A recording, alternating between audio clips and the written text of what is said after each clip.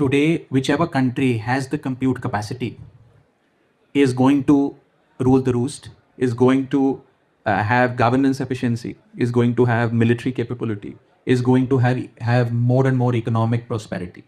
So this compute capacity, which has today become a supply chain issue, but at the very heart of it is a sovereign issue. It is not a supply chain issue to my mind. Now, why do I say that it is a sovereign issue or it is an issue of strategic autonomy and less of an issue of supply chain?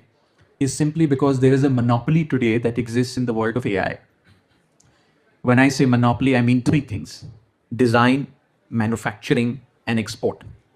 Design almost entirely is controlled by a few select companies like NVIDIA that have had the first mover advantage, whose chips and GPUs, etc., and the design architecture is being used effectively by virtually all LLMs, generative AI models, so on and so forth. So even if there is a new company that comes about, the resistance to change or to move from the NVIDIA chips to any other company's chip is going to be huge. So they have a design advantage or a design monopoly. The second is the manufacturing monopoly. 90% of the chips today are being manufactured by a company sitting in Taiwan, the TSMC, that manufactures 90% of the world's chips. So therefore, they, in that sense, have the monopoly.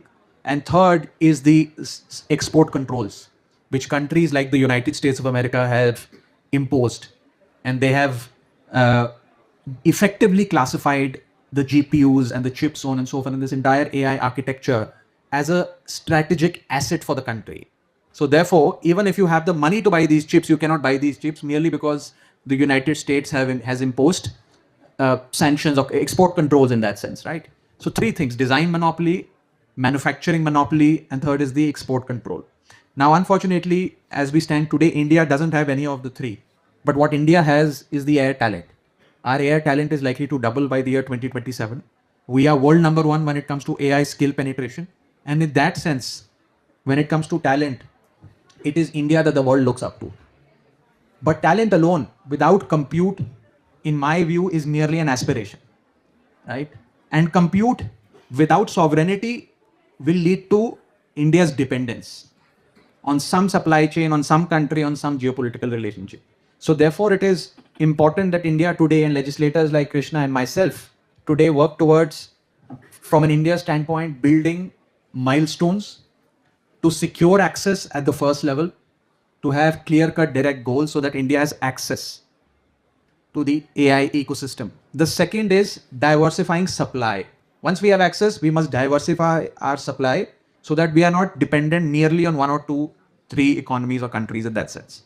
And the third thing that we must do is build infra. Have the AI ecosystem here in India, from having data centers to chip manufacturing capabilities, so on and so forth. I fundamentally believe, and I quite strongly hold this view, that in the 20th century, power was controlled by those who had oil, gas, and steel. In the 21st century, power will be controlled by those who have access and AI compute capability, AI capability, as well as chip manufacturing abilities. Whosoever controls this will effectively control the levers of power in the 21st century.